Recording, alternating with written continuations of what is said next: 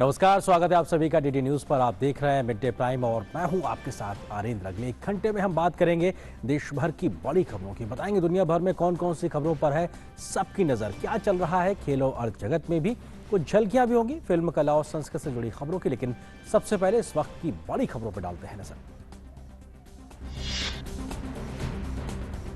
प्रधानमंत्री नरेंद्र मोदी ने कहा कि देश में समाज की शक्ति सरकार की शक्ति से है बड़ी। हैदराबाद में आयोजित दीक्षांत परेड में आईपीएस प्रोबेशनर्स के साथ संवाद के दौरान कही ये बात। कोरोना महामारी के दौरान पुलिस का मानवीय चेहरा आया सामने, कहा योग और प्राणायाम के जरिए किया जा सकता है मानसिक तनाव को कम।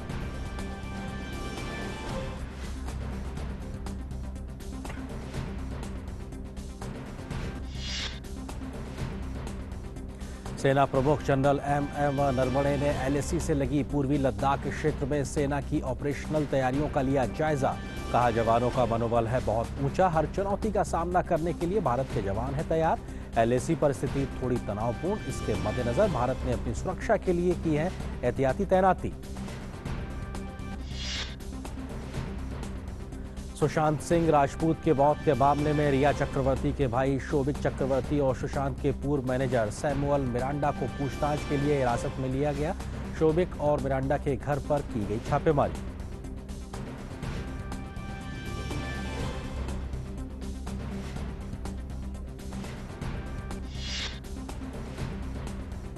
दिल्ली सिख विरोधी दंगे के मामले में उम्र कैद की सजा काट रहे कांग्रेस नेता सज्जन कुमार को नहीं मिली सुप्रीम कोर्ट से राहत। खराब स्वास्थ्य के आधार पर लगाई गई जमानत याचिका खारिज।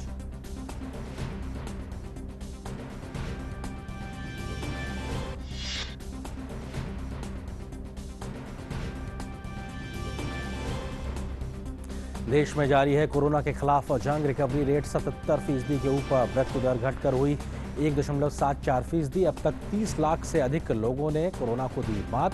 बीते 24 घंटे में 11,70,000 से अधिक लोगों की हुई कोविड जांच। अब तक हो चुकी है कुल 4,66,00,000 से अधिक जांचें।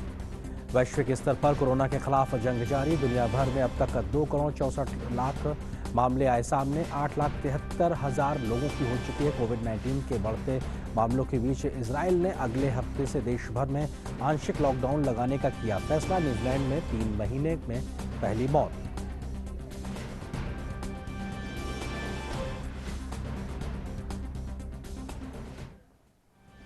आप देख रहे थे इस वक्त की सुर्खियां। अब आज की बड़ी खबर पर डालते हैं नजर। प्रधानमंत्री नरेंद्र मोदी ने वीडियो कॉन्फ्रेंसिंग के जरिए सरदार वल्लभ भाई पटेल राष्ट्रीय पुलिस अकादमी में आयोजित दीक्षांत परेड समारोह में आईपीएस प्रोबेशनर्स के साथ संवाद किया है। प्रधानमंत्री नरेंद्र मोदी ने अपने संबोधन में कोरोना काल में पुलिस के द्वारा किए गए कार्यों की प्रशंसा की। प्रधानमंत्री ने कहा कि लॉकडाउन में पुलिस के द्वारा दी गई सेवाएं शानदार हैं। इस कोरोना काल में पुलिस का मानवीय चेहरा देखने को मिला है। कोरोना के कालखंड में देश के हर कोने में खाकी वर्दी के लोग जब गीत गाते हैं, गीतों के द्वारा लोगों को शिक्षित करने का प्रयास करते हैं, खाकी वर्दी के लोग फुटपाथ पर बैठे हुए लोगों को खाना पहुंचा रहे हैं, पानी पहुंचा रहे हैं, खुद रिस्क लेकर के कोरोना के मरीज को ले जाते हैं, ये दृश्य देश ने देखे हैं। एक मानवीय चेहरा हमारी खाकी वर्दी का लोगों के मन में स्थिर हो चुका है। अब हम लोगों का जिम्मा है कि कोरोना वायरस के संकट के काल में भी जिस प्रकार से खाकी वर्दी का जो भीतर पड़ा हुआ मानवता का अंश था, जो कभी कभी टुकड़ों में दिखता था, वो एक संगठित स्वरूप में नजर आया है। ये बहुत बड़ी पूंजी है। प्रधानमंत्री नरेंद्र मोदी ने मौजूदा समय में तनावपूर्ण जीवन पर योग और प्राणायाम के महत्व पर भी जोर देते हुए कहा है कि योग और प्राणायाम से हम तनाव से मुक्त रह सकते हैं। आज की जिंदगी में इतनी आपाधापी है और जिसके कारण तनाव भी रहता है, वर्कलोड भी रहता है, प्रेशर रहता है और हर किसी को रहता है। जीवन का ये हिस्सा है, लेकिन ये ऐसी चीज नहीं है कि जिसको मैनेज न किया जा सके। अपने व्यक्तित्व को, अपनी क्षमताओं को और अपनी जिम्मेवारियों को अगर बहुत संतुलित तरीके से समझ करके हम व्यवस्था करते हैं तो आप देखिए, आप बड़ी आसानी से चीजों को मैनेज कर सकते हैं। तनावपूर्ण जीवन जीने वालों को हमेशा आग्रह करता हूं, योगा, प्राणायाम ये बहुत ही सिद्ध, आपने अनुभव किया होगा कि अगर मन से करते हैं, पूरा मन उसमें जोड़ देते हैं, ये कितना बेनिफिट करता है। और तब जाकर के आपको ये तनाव कभी महसूस नहीं होगा, काम कितना ही होगा, आप हमेशा प्रसन्न और आनंदित होंगे। प्रधानमंत्री नरेंद्र मोदी ने कहा है कि लोकतंत्र में जनप्रतिनिधि का बड़ा महत्व होता है और जनप्रतिनिधि का सम्मान ही लोकतांत्रिक प्रक्रियाओं का सम्मान होता है। हमें भूलना नहीं चाहिए कि हम एक डेमोक्रेटिक व्यवस्था में हैं। लोकतंत्र में दल कोई भी हो, जनप्रतिनिधि का एक बड़ा महत्व होता है। जनप्रतिनिधि का सम्मान मतलब मैं लोकतांत्रिक प्रक्रिया का सम्मान करता हूं। उसके साथ हमारे डिफरेंसेस हो तो भी उसका एक तरीका होता है, उस तरीके को हमने अपनाना चाहिए। प्रधानमंत्री नरेंद्र मोदी ने बच्चों में गलत आदतों को रोकने के लिए भी एक तरीके से आगे आने की बात कही है। हमारे देश में समाज की शक्ति कितनी जबरदस्त है। सरकार से भी अनेक गुना शक्ति समाज में होती है। हम शासन व्यवस्था में जनशक्ति को जितना जोड़ने की आदत डालेंगे, इवन इन पुलिसिंग, आप देखिए हमारी सरलता भी बहुत बढ़ जाएगी, हमारे विश्वास का व्याप भी बढ़ेगा और हम बहुत ही कम एफर्ट से मैक्सिमम रिजल्ट ले पाएंगे। और उसमें हिस्सेदार होने वाला हर नागरिक ये सक्सेस को अपनी सक्सेस मानेगा। जब ये स्थिति बनती है तब शासन में बैठे हुए अधिकारियों की, हमारे मुलाजिमों की ताकत अनेक गुना बढ़ जाती है। और आज की दूसरी बड़ी खबर की ओर रुख करते हैं। भारत और चीन के बीच जारी गतिरोध के बीच में लद्दाख यात्रा पर गए सेना प्रमुख ने अलग अलग जगहों पर अधिकारियों से बात की और स्थिति का जायजा लिया है। उन्होंने कहा है कि जवानों का मनोबल बहुत ऊंचा है और किसी भी तरह की चुनौती का सामना करने के लिए भारतीय सेना पूरी तरीके से तैयार है। के ऊपर जो स्थिति है वो थोड़ी नाजुक है, गंभीर है, लेकिन हम लगातार इसके बारे में सोच विचार कर रहे हैं और हमारी सुरक्षा के लिए हमने कुछ एहतियाती कदम उठाए थे और इससे हमें भरोसा है कि स्थिति कायम रहेगी। और जो भी हमने कदम उठाए हैं वो हमने एलएसी के ऊपर उठाए हैं। जवानों का मनोबल बहुत ऊंचा है और वो हर चुनौती का सामना करने के लिए तैयार है और मैं यकीनन कह सकता हूं कि हमारे जवान सबसे अच्छे जवान हैं। सेना प्रमुख ने कहा है कि पिछले 2-3 महीने से एलएसी परिस्थिति नाजुक बनी हुई है। इसका समाधान निकालने के लिए चीन के साथ सैन्य और कूटनीतिक स्तर पर बातचीत चल रही है। उन्होंने कहा कि हम सुनिश्चित करेंगे कि यथास्थिति बरकरार रखें और अपने हितों की रक्षा करने में हम पूरी तरीके से सक्षम हैं। पिछले 3 महीने से स्थिति नाजुक ही थे। जो यथास्थिति है उसको हम बरकरार रखेंगे और इसको बरकरार रखने के लिए अलग अलग जरिए से बातचीत चल रही है, मिलिट्री लेवल पर भी, डिप्लोमेटिक लेवल पर भी। और हमें पूरा यकीन है कि जो अभी समस्या खड़ी हुई है उसको बातचीत के जरिए पूरी तरीके से हल किया जा सकता है। विदेश मंत्री एस जयशंकर ने अपनी पुस्तक के ऑनलाइन विमोचन के कार्यक्रम में भारत चीन सीमा विवाद पर कहा है कि इसका समाधान कूटनीति के दायरे में से निकालना होगा। We have a history. Okay, we have a long history. The problem is, the more difficult parts are more recent. This is a not the easiest of times in the relationship. We have agreements and understandings with China. They must be, the agreements and understandings must be scrupulously observed by both parties.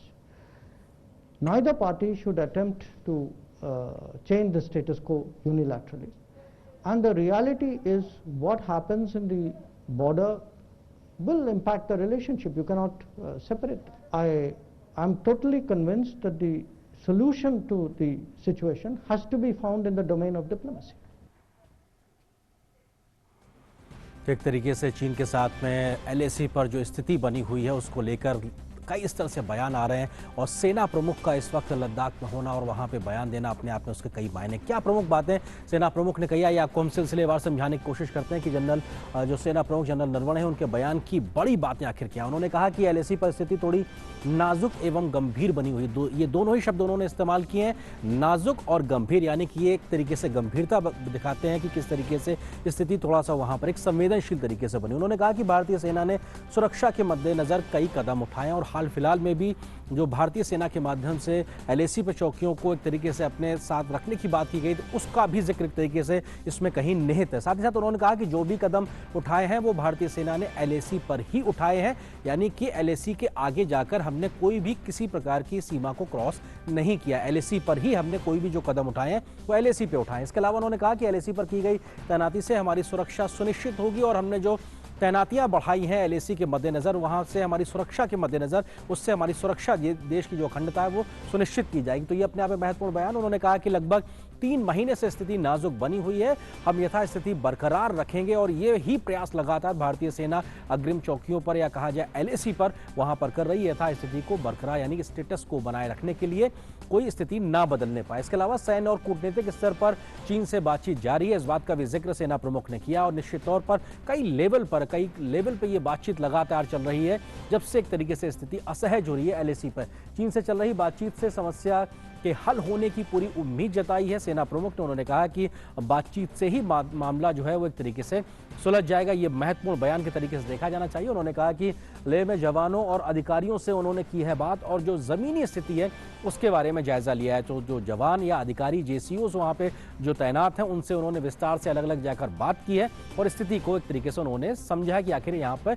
स्थिति क्या बनी। उन्होंने कहा कि भारतीय सेना का मनोबल बहुत ऊंचा है, इसमें किसी भी प्रकार का मोरल डाउन नहीं है बल्कि बहुत हाई मोरल है, मनोबल बहुत तेज ऊंचा लगातार बना हुआ है भारतीय सेना का। ये साफ तौर पे बयान अपने आप में दिखाता है कि सेना किस तरीके से अपने जज्बे के साथ में मुस्तैदी से कायम। भारतीय सेना हर चुनौती से निपटने को पूरी तरीके से तैयार है, यानी कि हमारी तैयारियां पूरी हैं। कोई भी स्थिति परिस्थिति अचानक से भी पैदा होगी तो उसके लिए हम पूरी तरीके से तैयार हैं। भारतीय जवान दुनिया के सबसे बेहतरीन और पेशेवर जवान हैं। ये बयान अपने आप में बहुत मायने रखता है कि दुनिया की सबसे प्रोफेशनल और सबसे बेहतर जवानों के साथ हमारी भारतीय सेना अपने काम को अंजाम दे रही, देश की एकता और अखंडता को बनाए रखने के लिए। जवान न सिर्फ सेना का बल्कि देश का भी नाम रोशन करेंगे। ये अपने आप में तरीके से सेना प्रमुख के माध्यम से इस बात को कहना ये अपने आप में बड़े मायने रखता है कि क्या प्रमुख बातें उन्होंने इस तरीके से करी हैं जो इस बात को दिखाता है कि किस तरीके से सेना प्रमुख ने ये कहा और ये बात सामने रखी। इस पूरी खबर पर हम आगे बातचीत भी करेंगे। इस पर बातचीत करने के लिए हमारे सहयोगी संवाददाता रमेश चंद्रा इस वक्त हमारे साथ में लेह से मौजूद है, हम उनसे बात करते हैं। रमेश, किस तरीके से देखा जाए सेना प्रमुख के इस बयान को, उनके वहां के इस दौरे को, और हमने देखा कि इससे पहले अग्रिम मोर्चे की तैयारियों के लिहाज से वायुसेना प्रमुख ने भी दौरा किया था, किस प्रकार की स्थिति परिस्थिति इस वक्त वहां पर? ये लगातार आर्यन जी लगातार 2 एयरफोर्स का चीफ और आर्मी का चीफ दोनों एक दिन गैप के अंदर अंदर यहाँ लद्दाख में पहुंचे हैं। यहाँ लद्दाख की स्थिति को समीक्षा की है और आज army chief MM Naravane Ladakh के फॉरवर्ड पोस्ट में जो जाके वहाँ पर ग्राउंड रियलिटीज को, ग्राउंड सिचुएशन को जांच करने के बाद और समीक्षा करने के बाद लेह में एक एजेंसी से ये बताया था कि वहाँ का स्थिति जो है नाजुक है और गंभीर भी है, दोनों चीजें हैं।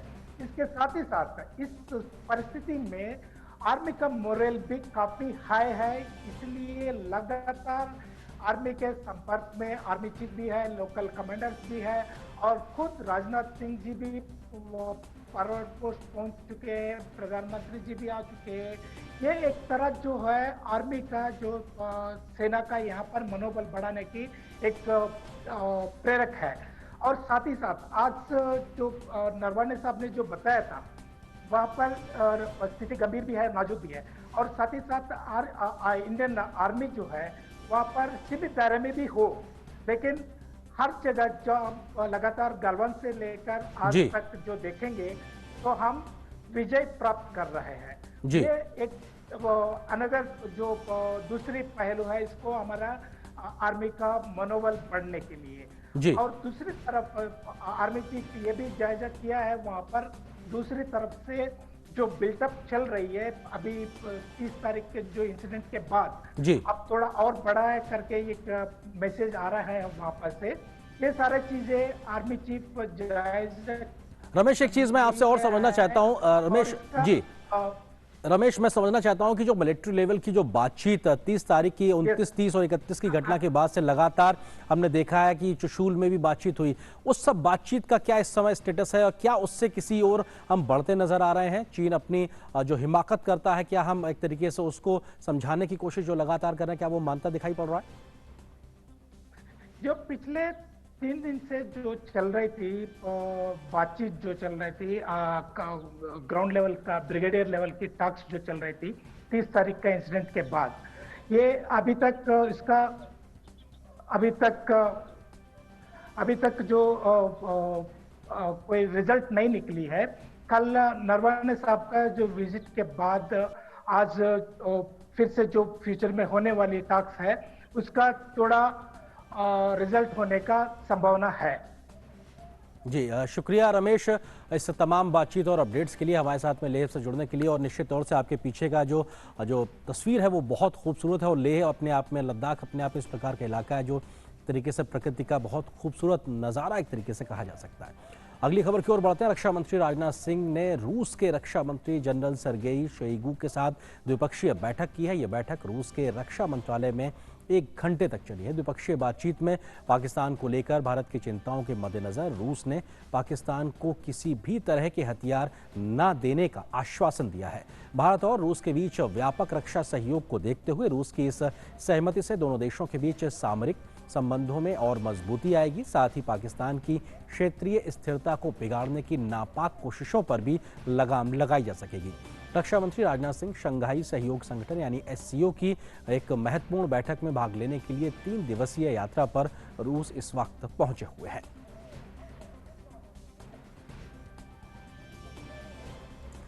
और इस खबर पर अधिक बातचीत करने के लिए हमारे साथ में हमारे सहयोगी अमृतपाल सिंह इस वक्त मौजूद हैं, उनसे हम बात करते हैं। अमृत, किस तरीके से देखा जाए कि पाकिस्तान को सैन्य उपकरण की सप्लाई ना करने का रूस का जो भरोसा है वो भारत के साथ संबंधों में, कहा जाए भारत की रक्षा तैयारियों के लिहाज से कितना महत्वपूर्ण?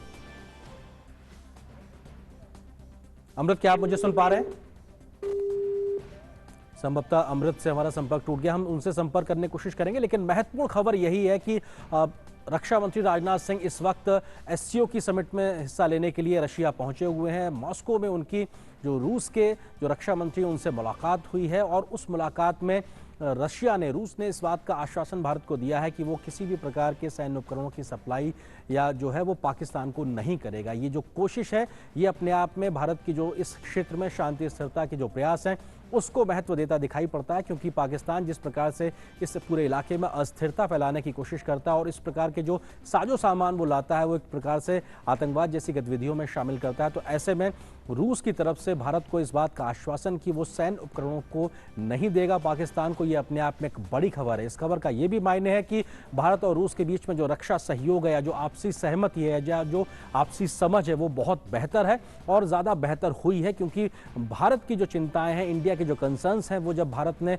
रूस के सामने रखे हैं, अपने विश्वस्त दोस्त के सामने रखे हैं, तो उसने इस बात को समझा है कि हाँ आखिर इस प्रकार की बात को मानना चाहिए। और इस बात के आधार पर ही ये फैसला लिया गया है कि आखिर वहाँ पर वो रूस जो है वो पाकिस्तान को किसी भी प्रकार के जो रक्षा साजो सामान है उसकी सप्लाई नहीं करेगा, और उसने ये भारत की बात को माना है। तो अपने आप में एक बड़ी खबर के तौर पर देखा जा सकता है, क्योंकि रक्षा मंत्री का 3 दिन के दौरा और जहाँ पे एससीओ की बैठक में वो हिस्सा ले रहे थे, साइडलाइंस जो बैठकें हुई हैं उस बैठक में ये बातचीत हुई और ये तय समय से ज़्यादा तक ये बैठक चली है और लगभग 1 घंटा तक ये बैठक चली। यानी ये बताता है कि बहुत विस्तार से बातचीत हुई है, बहुत मसलों को लेकर विस्तार से तरीके से गंभीरता से चर्चा हुई है, और जो भारत के कंसर्न्स हैं वो रूस ने बेहतर से समझें और रूस ने इस प्रकार का आश्वासन कहीं ना कहीं भारत को दिया है।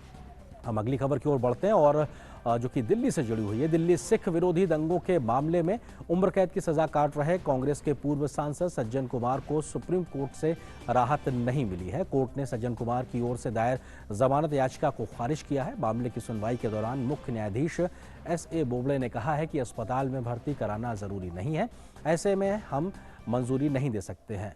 मंडोली जेल में सिख दंगे के मामले में उम्र कैद की सजा काट रहे सज्जन कुमार ने खराब स्वास्थ्य के आधार पर जमानत की गुहार लगाई थी। दिल्ली हाई कोर्ट की डबल बेंच ने 1984 के सिख विरोधी दंगों के एक मामले में निचली अदालत के फैसले को पलटते हुए कांग्रेस नेता सज्जन कुमार को दोषी करार देते हुए उम्र कैद की सजा सुनाई थी। साथ ही 5 लाख रुपए का जुर्माना भी लगाया गया था।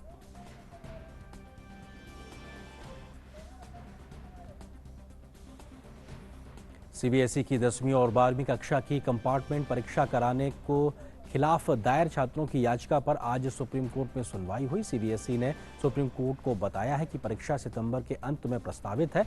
यह उन छात्रों के लिए भी होगी जो अपने अंकों में सुधार करना चाहते हैं। सुप्रीम कोर्ट ने सीबीएसई से हलफनामा मांगा है कि सितंबर के आखिर में कंपार्टमेंट परीक्षा कराने के लिए बोर्ड किस तरह की तैयारियां कर रहा है।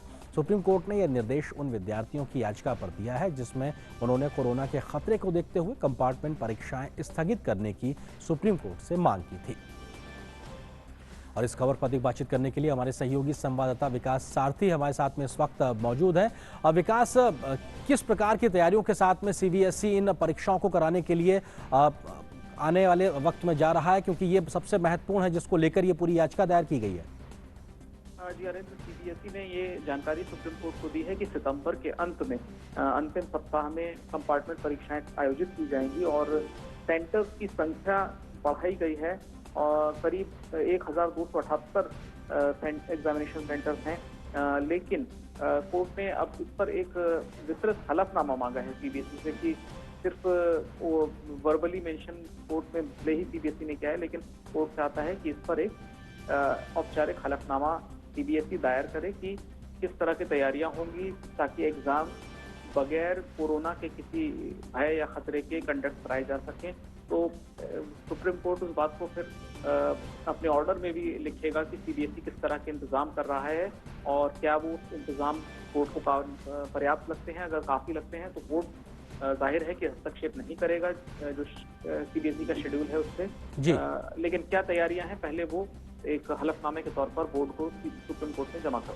विकास, हमने देखा था कि नीट और जेईई की परीक्षाओं को लेकर या यूजीएससी की जो या विश्वविद्यालयों की जो अंतिम वर्ष की परीक्षाएं थी उनको लेकर भी मामला सुप्रीम कोर्ट तक पहुंचा था, लेकिन परीक्षाओं को हरी झंडी दिखाई गई थी।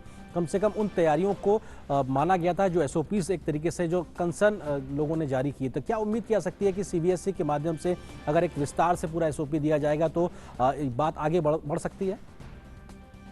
देखिए, बहुत फर्क नहीं होगा सुप्रीम कोर्ट के नजरिए में इस मामले में भी, क्योंकि ये मामले सब पहले कोर्ट में आ चुके हैं, रखे जा चुके हैं। उस वक्त कोर्ट ने साफ किया था कि जो बोर्ड प्रमोट करना चाहता है पिछले नंबर के आधार पर, उसके लिए सुप्रीम कोर्ट ने हरी झंडी दी थी। लेकिन जिन बच्चों ने ऑप्ट किया है कि वो परीक्षाएं ही देना चाहते हैं और जहाँ पे कंपार्टमेंट आई है, जिनके नंबर कम हैं कि वो अगली क्लास के लिए प्रमोट नहीं हो सकते, उनको कंपार्टमेंट परीक्षा देनी होगी या सुधार परीक्षा देनी होगी। तो सीबीएसई का नजरिया साफ है, कोर्ट शेड्यूल से छेड़छाड़ करेगा इसकी संभावना अरेंद्र बहुत कम है। ना कोर्ट ने आईआईटी जेईई के मामले में, नीट के मामले में नहीं किया।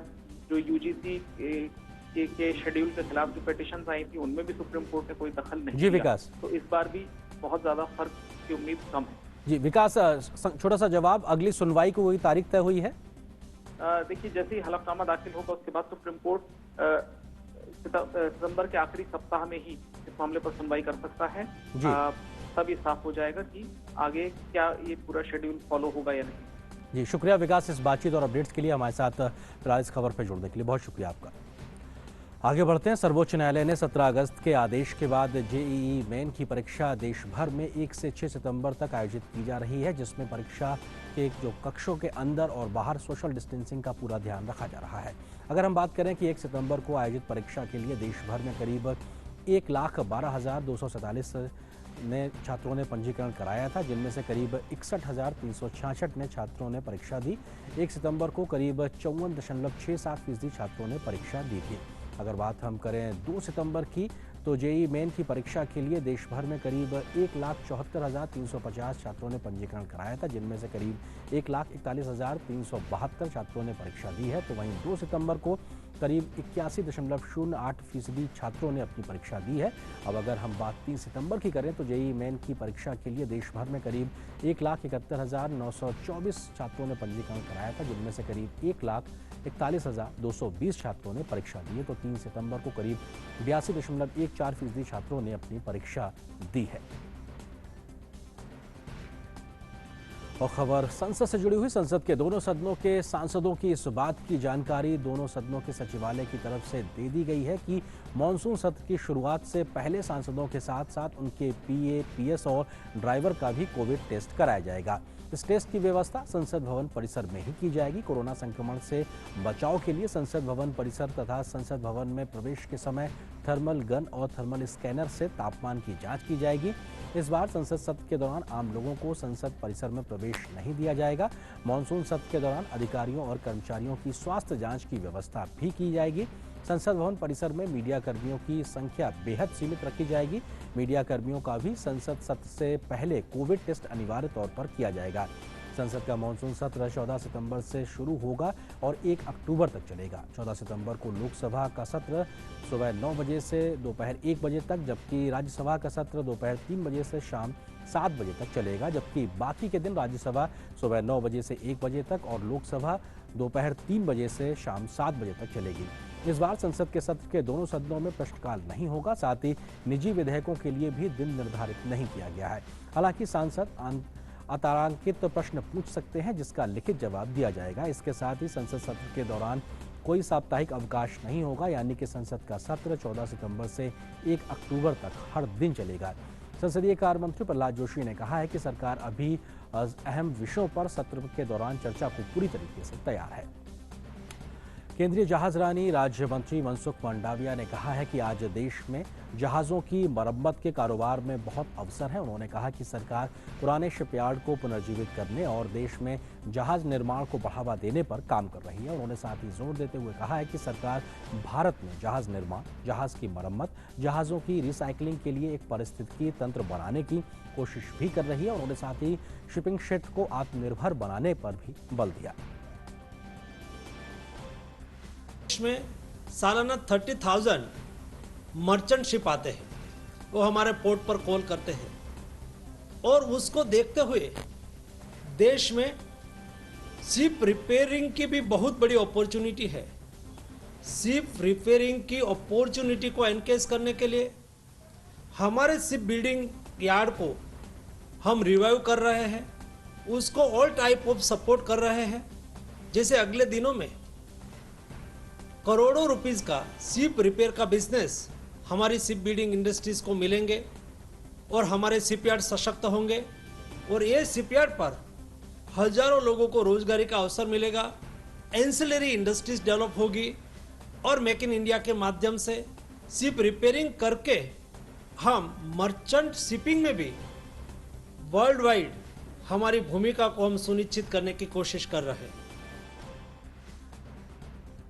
और अगली खबर की ओर रुख करते हैं। सुशांत सिंह राजपूत की मौत के मामले में जांच तेजी से आगे बढ़ रही है। इस मामले में नारकोटिक्स कंट्रोल ब्यूरो यानी एनसीबी ने ड्रग कनेक्शन को लेकर आज रिया चक्रवर्ती और सैमुअल मिरांडा के घर पर जांच करने के लिए आई और सैमुअल मिरांडा को एनसीबी ने हिरासत में ले लिया है। इसके अलावा रिया चक्रवर्ती के भाई शोविक चक्रवर्ती को भी एनसीबी ने हिरासत में लिया है पूछताछ के लिए। उधर ड्रग पेडलर अब्दुल वासित पेरिहार को आज जिला कोर्ट में पेश किया गया, जहां अदालत ने उसे 9 सितंबर यानी अगले बुधवार तक नारकोटिक्स कंट्रोल ब्यूरो की रिमांड में भेज दिया है। अब्दुल वासित को सुशांत सिंह राजपूत की मौत के मामले में ड्रग्स कनेक्शन के चलते 2 सितंबर को गिरफ्तार किया गया था।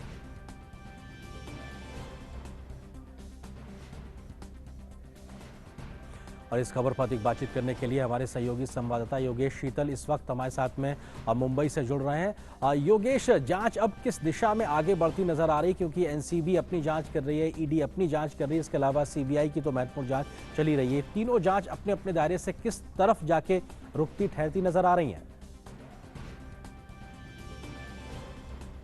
योगेश, क्या आप मुझे सुन पा रहे हैं? योगेश, क्या आप तक मेरी आवाज पहुंच रही है? हम कोशिश करेंगे हमारे सहयोगी संवाददाता। योगेश, क्या आप मुझे सुन पा रहे हैं?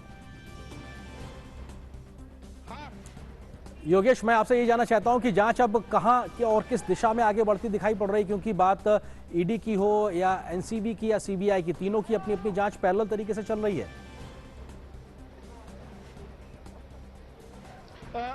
देखिए, इस वक्त जो है हम एनसीबी ऑफिस के बाहर ही खड़े हैं और जो आप हमारे पीछे देख रहे हैं यहाँ पे शौविक को लाया गया है, साथ में सेवल मिरांडा को भी यहाँ पे लाया गया है और अभी पूछताछ जो है वो जारी है। जैसा कि सुबह हमने देखा था कि करीब 6:30 बजे के करीब जो है वो रेड कंडक्ट किया गया था एनसीबी की तरफ से, जो नारकोटिक्स कंट्रोल ब्यूरो है वहाँ के उनकी तरफ से रेड कंडक्ट किया गया था और इसके बाद वहाँ से कुछ डॉक्यूमेंट्स जो है वो भी सीज किए गए हैं, कुछ लैपटॉप भी सीज करने की खबरें जो है वो वहाँ से आ रही है। हालांकि एनसीबी ने अभी कुछ आधिकारिक तौर पर नहीं कहा है, लेकिन यहाँ पे जो है पूछताछ वो जारी है।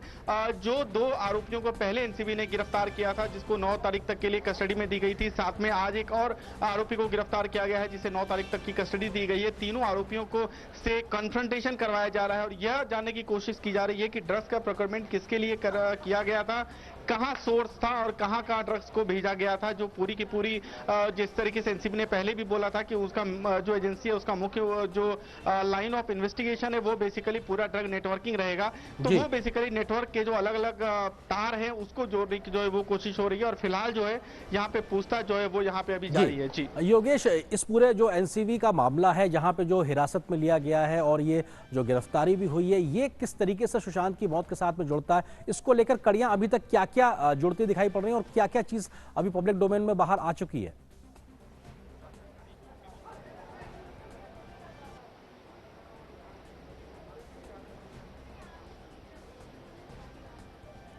योगेश, क्या आप तक आवाज मेरी पहुंच रही है?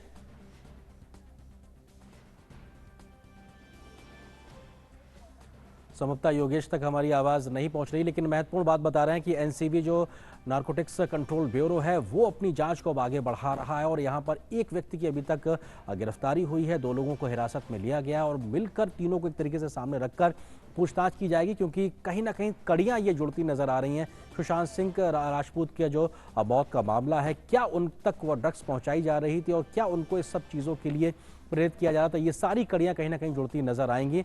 योगेश के साथ में हमारा संपर्क हो गया। योगेश, किस तरीके से अगर देखा जाए तो ये पूरी जो मामला है अभी तक इसमें क्या क्या कड़ियां अभी तक जुड़ती नजर आई हैं सुशांत की मौत के साथ में, जिन लोगों को हिरासत में लिया गया और जिनकी अभी तक गिरफ्तारी हुई है?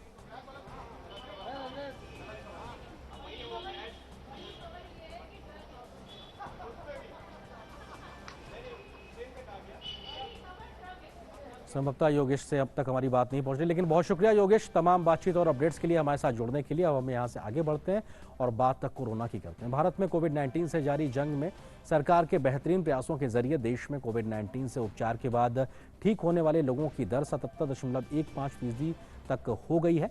वहीं मृत्यु दर घटकर 1.74% पर पहुंच गई है।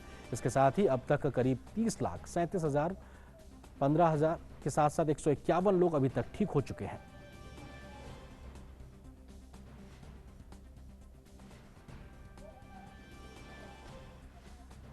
भारतीय चिकित्सा अनुसंधान परिषद यानी आईसीएमआर के अनुसार कोरोना संक्रमण का पता लगाने के लिए 3 सितंबर तक देश में कुल 4,66,79,145 नमूनों की जांच की गई है, जिनमें से गुरुवार को ही 11,59,765 नमूनों की जांच की गई है। ये बताता है कि टेस्टिंग को लेकर लगातार देश में क्षमताएं बढ़ती जा रही हैं।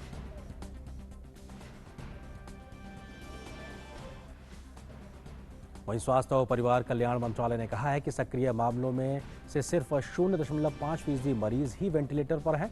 वहीं केवल 2% लोग आईसीयू में हैं। साथ ही 3.5% से भी कम रोगी ऑक्सीजन सपोर्ट पर हैं। मंत्रालय ने कहा है कि शुरुआती पहचान, शुरुआत में ही अस्पताल में भर्ती और मानक उपचार प्रोटोकॉल के आधार पर प्रभावी नैदानिक प्रबंधन के कारण इस तरह के आंकड़े हासिल हुए हैं।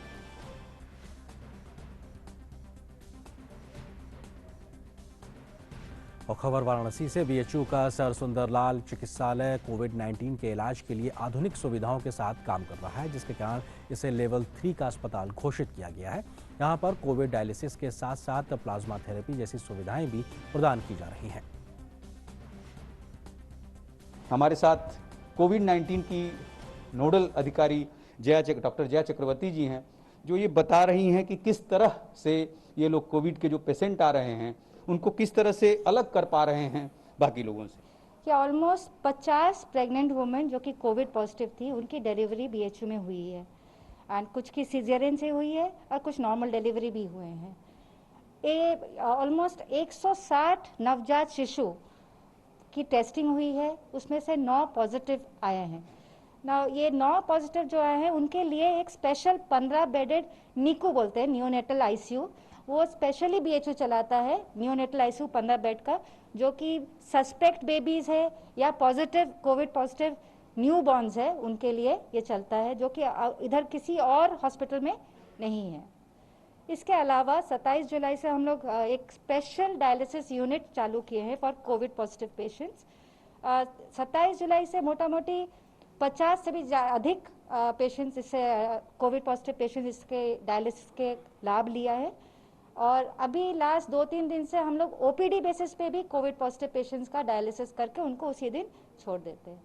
और एक चीज़ जो बीएचयू में स्पेशलिटी है वो है कोविड आईसीयू के अलावा हमारे पास एक सारी आईसीयू है। सारी means severe acute respiratory illness, जिसको बहुत ज़्यादा रेस्पिरेटरी डिस्ट्रेस है या सांस फूलने की तकलीफ है। तो ऑलमोस्ट मार्च से हम लोग 550 के अराउंड पेशेंट्स इस सारी आईसीयू में भर्ती किए हैं। उसमें से ऑलमोस्ट 25% कोविड पॉजिटिव आए हैं और उनको फिर से हम लोग कोविड आईसीयू में शिफ्ट किए हैं। और हम लोग पब्लिक से भी अपील कर रहे कि आप जो भी कोरोना पॉजिटिव थे, अभी नेगेटिव हो गए हैं और 15 दिन बीत गया है, वो अपना एंटीबॉडी टेस्ट के लिए सामने आए, बीएचयू में आए, अपना एंटीबॉडी टेस्ट करवाएं और अपना प्लाज्मा डोनेट करें। Camera person doctor Ajay Singh के साथ doctor Harkesh Bahadur Singh Gautam, TD news Varanasi. अगली खबर असम से। असम का तेजपुर विश्वविद्यालय और सौर ऊर्जा के जरिए हर महीने औसतन लगभग 90,000 किलोवाट बिजली पैदा कर रहा है। केंद्रीय विश्वविद्यालय में अब तक परिसर में 15 भवनों की छतों पर सौर पैनल स्थापित करके अक्टूबर 2018 से जुलाई 2020 तक 19,68,345 किलोवाट ऊर्जा उत्पन्न की गई है। तेजपुर विश्वविद्यालय के अधिकारियों का दावा है कि इस अवधि के दौरान विश्वविद्यालय ने सौर ऊर्जा उत्पादन के कारण 1,614 टन कार्बन डाइऑक्साइड उत्सर्जन को कम किया है। विश्वविद्यालय असम विद्युत वितरण कंपनी लिमिटेड से 6 रुपये 60 पैसे प्रति किलोवाट की दर से बिजली खरीदता है, जबकि सौर ऊर्जा संयंत्र से बिजली की लागत 2 रुपये 42 पैसे प्रति किलोवाट आती है। Tezpur University has a 1 megawatt rooftop grid connected solar power plant on the campus.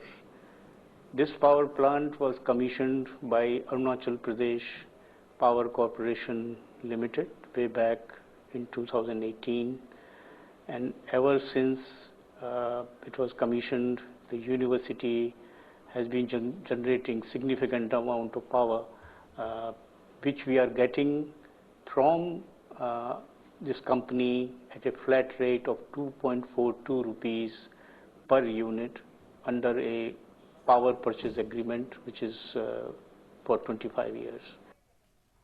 और अब देखते हैं अर्थजगत से जुड़ी बड़ी खबरें। हमारी सहयोगी आंचल इस वक्त हमारे साथ मौजूद है अर्थजगत की खबरों को लेकर। आंचल, क्या कुछ खास है अर्थजगत की अगर बात की जाए तो?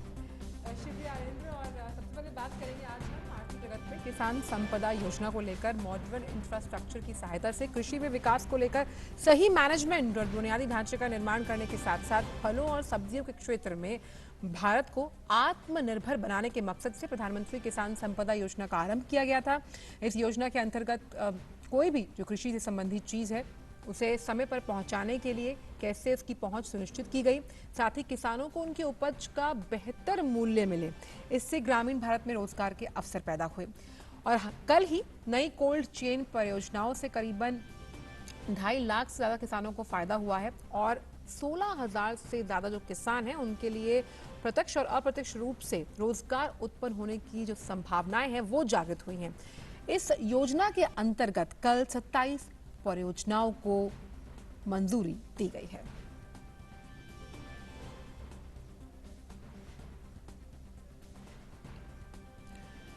और अब बात फास्ट टैग से जुड़ी हुई। टोल टैक्स का भुगतान डिजिटल और आईटी बेस्ड तरीके से करने के जो बढ़ावा दिया जा रहा है केंद्र सरकार द्वारा, उसे आगे बढ़ाने के लिए अब दिसंबर 2017 से पहले खरीदे गए जो सभी वाहन हैं उसके लिए फास्टैग को अनिवार्य बनाने का प्रस्ताव पेश किया गया है। सड़क परिवहन मंत्रालय ने इस संबंध में एक अधिसूचना जारी की है जिसमें यह कहा गया कि नियमों में संशोधन के बाद 1 जनवरी 2021 से सभी पुराने वाहनों के लिए फास्टैग को अनिवार्य किया जाएगा।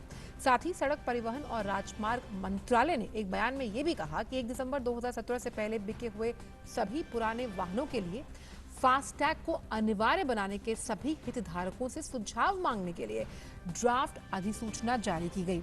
फास्टैग एक ऐसा डिवाइस है जिसमें रेडियो फ्रीक्वेंसी आइडेंटिफिकेशन टेक्नोलॉजी का इस्तेमाल किया जाता है। इसे वाहन के विंडस्क्रीन पर लगाया जाता है और ये जो वाहन चालक है, अगर आप टोल प्लाजा पर जाते हैं तो बिना रुके आप डिजिटल शुल्क भुगतान की सुविधा फास्टैग आपको मुहैया कराता है। और अब बात करते हैं दलाल स्ट्रीट यानी कि सेंसेक्स की। और हम जानते हैं कि आज कारोबारी सत्र का जो दिन है उसके लिहाज से अगर हम देखें तो कमजोर ग्लोबल संकेतों के चलते आज 5वां सत्र है कारोबारी का। घरेलू बाजार सुबह गिरावट के साथ खुला। बीएससी करीबन 665 अंक नीचे 38,325 पर खुला था। निफ्टी 173 अंक के दबाव के साथ फिलहाल 11,354 पे कारोबार कर रहा है। निफ्टी के टॉप लूजर्स की अगर हम बात करें तो अदानी पोर्ट्स, हिंडाल्को का शेयर इसमें शामिल है और 3 से 2% की गिरावट हम इसमें देख पा रहे हैं। लेकिन अगर बढ़त वाले स्टॉक्स का जिक्र करें तो भारतीय इन्फ्राटेल और ब्रिटानिया के शेयर इसमें शामिल हैं। सेक्टोरल अगर इंडेक्सेस की बात की जाए तो तमाम जो सभी सेक्टर्स हैं जिसमें बैंकिंग है, उसके साथ साथ एफएमसीजी का अगर हम जिक्र करें, कैपिटल गुड्स हैं, मीडिया सेक्टर है, तमाम लाल निशान के साथ कारोबार करते हैं जिसमें पीएसयू बैंक, आईटी और फार्मा भी शामिल है।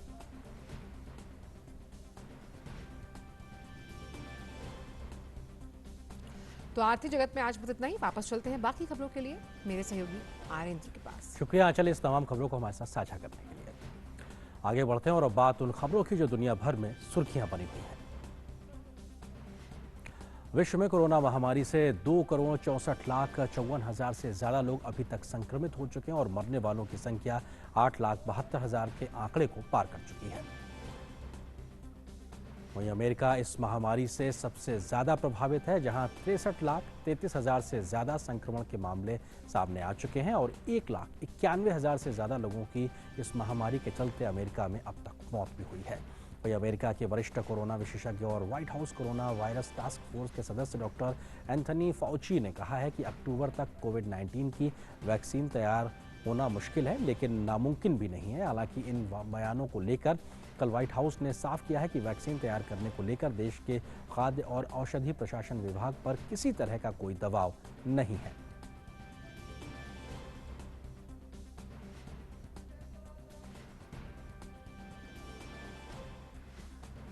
कोरोना संक्रमण के मामलों में तेजी से बढ़ोतरी के बाद इजराइल ने अगले हफ्ते से देश भर में आंशिक लॉकडाउन लगाने का फैसला किया है। देश में इस महामारी के नियंत्रण के लिए बनाई गई टास्क फोर्स के प्रमुख रोनी कग्जू ने कल ये जानकारी दी है। उन्होंने कहा कि लोगों में सोशल डिस्टेंसिंग से बचाव के तरीकों को लेकर कम दिलचस्पी दुख की बात है और इसी कारण बढ़ता संक्रमण चिंता का विषय बन चुका है। हालांकि अन्य चिकित्सकों का मानना है कि देश में जारी राजनीतिक संघर्ष के कारण सरकार कोरोना के मामलों की रोकथाम पर खास ध्यान नहीं दे पा रही है, जिसके चलते हालात गंभीर हो गए हैं। फिलहाल आंशिक लॉकडाउन के दौरान देश में ज्यादा लोगों के जमावड़े पर पाबंदी होगी। इजराइल में इस वक्त 1,24,000 से ज्यादा संक्रमण के मामले सामने आ चुके हैं। बात फ्रांस की। कोरोना काल में जब दुनिया के तमाम देशों की अर्थव्यवस्था चरमरा चुकी है, फ्रांस ने इस मुश्किल दौर से अर्थव्यवस्था को सुरक्षित बाहर निकालने के लिए 100 बिलियन यूरो लगाने की योजना को मंजूरी दे दी है। उम्मीद की जा रही है कि इस कोशिश से फ्रांस को यूरोप के इस भीषण आर्थिक मंदी से बाहर निकालने में मदद मिलेगी। इस 2 वर्षीय योजना के तहत देश में कंपनियों के विकास को आगे बढ़ाने के लिए उन्हें वित्तीय सहायता का विकल्प दिया जाएगा। इस राशि को कंपनियों को सही उपायों पर खर्च करना होगा। योजना की बाकी राशि को ऊर्जा नीति, रोजगार को बढ़ावा देने और सामाजिक कार्यक्रमों को मदद करने में लगाया जाएगा। फ्रांस में कोरोना संक्रमण के अब तक 3 लाख से ज्यादा मामले सामने आ चुके हैं। उधर स्पेन में अकादमिक सत्र शुरू होने से पहले कल मैड्रिड में हजारों की संख्या में अध्यापकों का कोविड टेस्ट किया गया। ये टेस्ट मैड्रिड की क्षेत्रीय सरकार द्वारा कराए गए थे और इस दौरान बड़ी संख्या में टीचर्स सोशल डिस्टेंसिंग का पालन करते हुए कतारों में खड़े नजर आए। स्पेन में 4,88,000 से ज्यादा संक्रमण के मामले सामने आ चुके हैं। ऐसे में प्रशासन लोगों को भरोसा दिला रहा है कि स्कूलों के खुलने से हालात खराब नहीं होंगे और संक्रमण में बढ़ोतरी नहीं होगी। इसी बात पर हर सावधानी का पालन किया जा रहा है। स्कूलों में बच्चों को शिक्षा देने के साथ सरकार द्वारा जारी दिशा निर्देशों का पालन करते हुए बच्चों की सुरक्षा का ख्याल रखना भी अध्यापकों को आसान नहीं होगा। बहरहाल एक सकारात्मक उम्मीद के साथ स्पेन के 17 प्रांतों में स्कूल इस हफ्ते के अंत या अगले हफ्ते खुल रहे हैं। बात ब्राजील की। ऐसे में जब दुनिया के तमाम मुल्क संक्रमण के बढ़ते मामलों को देखते हुए प्रतिबंधों को दोबारा लगा रहे हैं और लोगों से सावधानी बरतने की सख्त चेतावनी दे रहे हैं, ब्राजील के राष्ट्रपति जेयर बोल्सोनारो ने कहा है कि देश में कोरोना की वैक्सीन आने के बाद भी ये बिल्कुल जरूरी नहीं है कि लोग वैक्सीन का इस्तेमाल करें। बोल्सोनारो शुरू से ही कोरोना महामारी के खतरे को कम आंकते रहे हैं और कई सार्वजनिक मौकों पर उन्हें बिना मास्क लगाए देखा गया है। दिलचस्प बात यह है कि उपराष्ट्रपति हैमिल्टन माउराओ ने कुछ ही वक्त पहले बड़ी संख्या में लोगों का टीकाकरण किए जाने के समर्थन में बयान दिया था। ब्राजील ने हाल ही में एस्ट्राजेनेका के साथ वैक्सीन की 30 मिलियन डोज खरीदने को लेकर समझौता किया था। संक्रमण के मामले में ब्राजील अमेरिका के बाद दूसरे स्थान पर है, जहां 40,46,000 से ज्यादा लोग इस वायरस से संक्रमित हो चुके हैं। एक तरफ संक्रमण की खबरों के बीच लंदन से एक अच्छी खबर आई है। दक्षिण लंदन के प्राइमरी स्कूल में कल से काफ़ी रौनक है और बच्चों की चहल पहल दिखाई दे रही है। करीब 6 महीने के इंतजार के बाद स्कूल के गेट खुले हैं और टीचर्स ने मुस्कुराकर नन्हे बच्चों का स्वागत किया है। हालांकि कोरोना काल में स्कूलों के लिए सामने संक्रमण को न फैलने देने की एक गंभीर चुनौती है, जिसके लिए स्कूलों में कई प्रकार के एहतियात किए गए हैं। बच्चों को सैनिटाइजर का इस्तेमाल के बारे में जानकारी देना, सामाजिक दूरी बनाने के लिए कहना, एक वक्त में कम बच्चों को कक्षा में बुलाना और साफ सफाई जैसे तमाम उपाय किए जा रहे हैं ताकि स्कूलों का खुलना एक और मुसीबत ना बन जाए। साथ ही कोरोना के चलते ही परंपरा के उलट अब बच्चों को सिखाया जा रहा है कि वे अपनी चीज़ें क्लास में किसी के साथ ना बांटें और अपने दोस्तों से भी दूरी बनाकर रखें ताकि खुद को और बाकी सभी को सुरक्षित रखा जा सके। मशहूर अमेरिकी अभिनेता रॉबर्ट पैटिंसन कोरोना संक्रमित पाए गए हैं। हाल ही में पैटिंसन ने द बैटमैन की शूटिंग लंदन में शुरू की थी, जिसे अब रोक दिया गया है। इस बारे में जानकारी देते हुए वार्नर ब्रदर्स के प्रवक्ता ने कहा कि द बैटमैन प्रोडक्शन का एक सदस्य कोरोना संक्रमित पाया गया है। प्रोटोकॉल के अनुसार अब वो आइसोलेशन में है। फिलहाल शूटिंग को अस्थायी रूप से रोका गया है। और आगे बढ़ते हैं, अब देखते हैं खेल जगत की महत्वपूर्ण खबरों को। और खेल जगत की खबरों को हमारे साथ लेकर मौजूद है मेरी सहयोगी सुचित्रा। क्या कुछ खास है सुचित्रा, अगर खेल की खबरों की बात की जाए तो? जी बिल्कुल, यूएस ओपन से शुरुआत करते हैं। यूएस ओपन के पुरुष एकल वर्ग में भारत के सुमित नागल का सफर दूसरे दौर में खत्म हो गया। दूसरे दौर में सुमित नागल का सामना दुनिया के नंबर 3 खिलाड़ी डोमिनिक थीम के साथ था। ऑस्ट्रिया के थीम ने सुमित नागल को 6-3, 6-3, 6-2 से हराकर जीत के साथ अपना 27वां जन्मदिन मनाया। सुमित नागल के दूसरे दौर में पहुंचने के साथ ही 7 साल बाद किसी भारतीय खिलाड़ी ने यूएस ओपन के पुरुष एकल के दूसरे दौर में जगह बनाने में कामयाबी पाई थी। बाकी मुकाबलों की बात करें तो यूएस ओपन में पूर्व नंबर 1 खिलाड़ी ब्रिटेन के एंडी मरे हारकर प्रतियोगिता से बाहर हो गए हैं। मरे को दूसरे दौर में फेलिक्स आगर ने हराने में सफलता पाई। कनाडा के 20 वर्षीय फेलिक्स ने मुकाबले को सीधे सेट्स में 6-2, 6-3, 6-4 से अपने नाम करके तीसरे दौर में प्रवेश किया। 25वीं वरीयता प्राप्त मिलोस रावनिक भी दूसरे दौर में हारकर प्रतियोगिता से बाहर हो गए। रावनिक को कनाडा के वासिक पॉस्पिसिल ने हराने में सफलता पाई। वासिक ने 4 सेट तक चले संघर्षपूर्ण मुकाबले को 6-7, 6-3, 7-6, 6-3 से अपने नाम कर तीसरे दौर में प्रवेश किया। पुरुष वर्ग में ही तीसरी वरीयता प्राप्त डेनियल मेदवेदेव ने आसान जीत के साथ तीसरे दौर में प्रवेश किया। मेदवेदेव ने ऑस्ट्रेलिया के क्रिस्टोफर ओकोनेल को 6-3, 6-2, 6-4 से शिकस्त दी। क्रोएशिया के मारिन सिलिच भी दूसरे दौर की बाधा पार करने में सफल रहे हैं। सिलिच ने स्लोवाकिया के नॉबर्ट गैम्बोस को 4 सेट में 6-3, 1-6, 7-6, 7-5 से शिकस्त दी।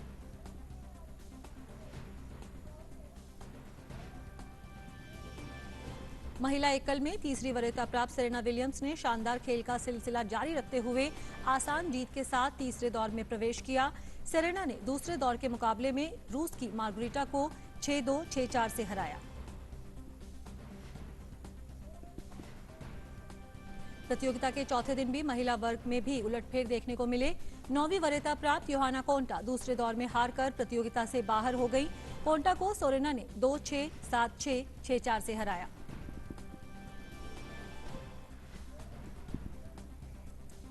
महिला वर्ग में ही 10वीं वरीयता प्राप्त गारबाइन मुगुरुजा को हार का सामना करना पड़ा। मुगुरुजा को पिरोनकोवा ने 7-5, 6-3 से शिकस्त देकर तीसरे दौर में प्रवेश किया। 5वीं वरीयता प्राप्त बेलारूस की विक्टोरिया अजारेंका भी तीसरे दौर में प्रवेश कर गई हैं। अजारेंका ने अपने ही देश की एरिना साबालेंका को सीधे सेट्स में 6-1, 6-3 से शिकस्त दी।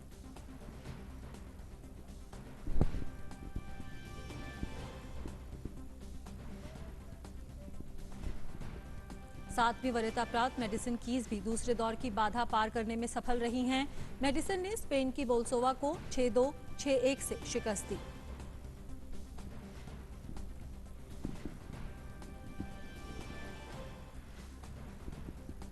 इंग्लैंड और ऑस्ट्रेलिया के बीच आज से 3 टी20 मैचों की सीरीज शुरू होने जा रही है। कोरोना वायरस महामारी के बीच ऑस्ट्रेलिया करीब 6 महीने बाद अपना पहला टी20 मैच खेलेगी। सभी मैच साउथहैम्पटन में खेले जाएंगे। इस साल टी20 रैंकिंग में पहली बार टॉप पर पहुंचा ऑस्ट्रेलिया अब तक इंग्लैंड में कोई टी20 सीरीज नहीं जीता है। उसके पास दूसरे स्थान पर काबिज इंग्लैंड को उसी के घर में हराने का मौका है। दोनों देशों के बीच इंग्लैंड में अब तक 5 टी20 सीरीज हुई, जिसमें ऑस्ट्रेलिया 3 में हारा और 2 ड्रॉ रही। ऑस्ट्रेलिया ने पिछले 11 में से 9 टी20 जीते हैं। वहीं इंग्लैंड ने मार्च 2019 से अब तक 15 टी20 मैच खेले हैं। इसमें उसे 9 में जीत, 4 में हार मिली, 1 मुकाबला टाई रहा और 1 बेनतीजा रहा। कजाकिस्तान के उत्सेंको ने टूर डी फ्रांस का छठा चरण जीतकर प्रतियोगिता में अपनी पहली जीत दर्ज की। स्पेन के हेसुस एराडा 55 सेकंड पीछे दूसरे स्थान पर रहे। वहीं बेल्जियम के ग्रेग तीसरे स्थान पर रहे।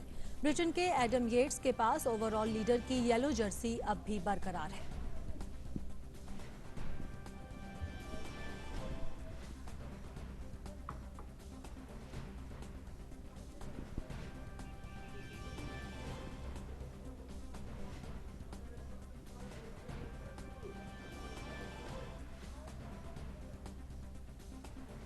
तो ये थी खेल से जुड़ी खबरें। वापस चलते हैं आर्येंद्र के पास। शुक्रिया सुचित्रा, इन तमाम खबरों को हमारे साथ साझा करने के लिए। और बारी हमारे अगले सेगमेंट यानी लाइफ प्राइम की।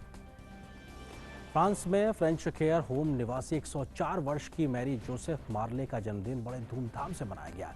एक बड़ा केक, संगीत और नृत्य के साथ लोगों ने जश्न मनाया। वहीं कोरोना महामारी का खास ध्यान रखते हुए लोगों ने सावधानी के साथ मास्क और फेस शील्ड पहनकर मैरी का जन्मदिन मनाया और उनको जमकर बधाइयां दी।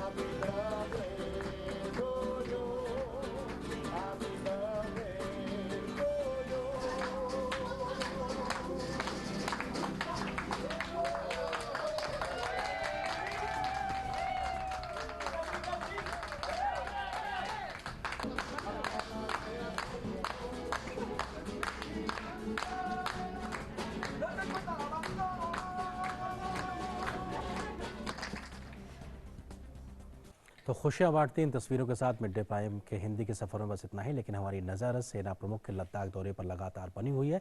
हमारी टीम को फिलहाल दीजिए पूरी इजाज़त, लेकिन डीडी न्यूज़ पर खबरों का सफर लगातार जारी रहेगा। नमस्कार।